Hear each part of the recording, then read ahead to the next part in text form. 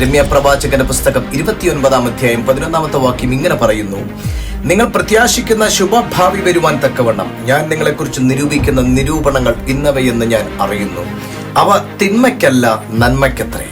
സർവശക്തനായ ദൈവം നമുക്കായി ഒരുക്കിയിരിക്കുന്ന പ്ലാനുകൾ ദൈവം വ്യക്തമായി അറിയുന്നു.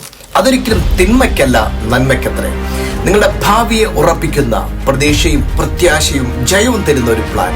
പ്രിയപ്പെട്ടവരെ, ഒരു പക്ഷേ നിങ്ങൾ എവിടെയോ നഷ്ടപ്പെട്ടവരെ പോലെ, അല്ലെങ്കിൽ ഇനി മുൻപോട്ടുള്ള ജീവിതം എങ്ങനെ, ഒരു രീതിയിലും ഒരു വാതിലോ ഒരു സഹായമോ ഒന്നുമില്ലാതെ എവിടെയോ ഒറ്റപ്പെട്ടൊരവസ്ഥ.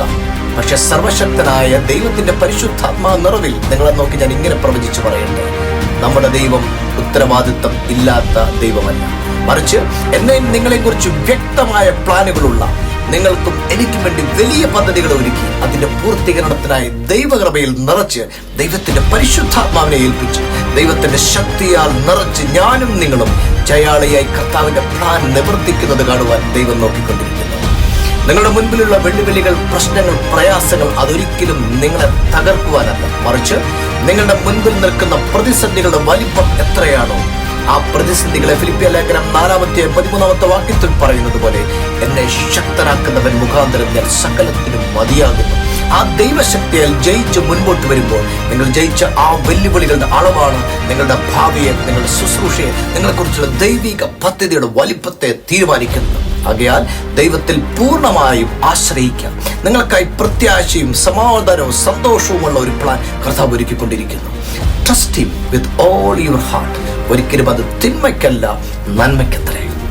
The delays and challenges are not without reason.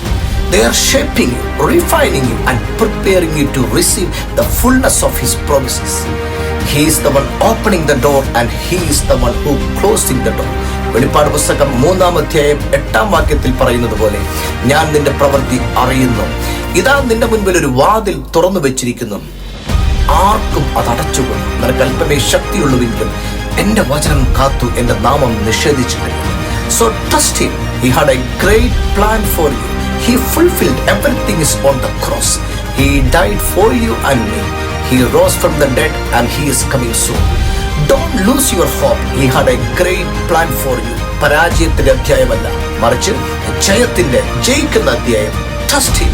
എത്ര പേർ ഇന്ന് എന്നോട് ചേർന്ന് പ്രാർത്ഥിക്കും: Dear God, today I come before you, trusting in your plan and timing for my life. I know you will never let me down, even when things don't go the way I expect. Please help me to keep praying, never give up, and stay patient as I wait for your perfect timing. Lord, give me the strength to trust you and the faith to hold on in every season. Thank you for always being my side. My future is in your hands. In Jesus' mighty name, amen, amen, amen.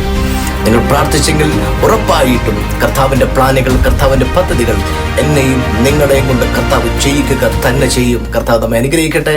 God bless you. Amen.